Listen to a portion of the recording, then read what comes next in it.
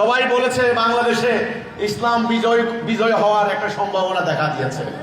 তারাও বলেছেন যে সব ইসলামী দলের ভোট হবে এক বাক্সে যাবে। পরে বাক্স এখন কয়টা হয়েছে? 4 ভাগ হয়েছে। এক ভাগ সরকারের সঙ্গে গিয়েছে, এখন যারা সরকারে আছেন বিএনপির সঙ্গে গিয়েছেন।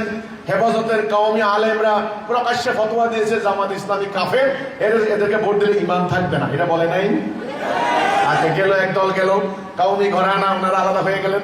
চরমোনাইয়ের পীর সাহেবের দল শাসনতন্ত্র আন্দোলন, ইসলামী শাসনতন্ত্র, আলাদা হয়ে গেলেন। ওনারা হাত পাকা মানুষের মাথায় খালি পাখা দেয়, বাতাস দেয়।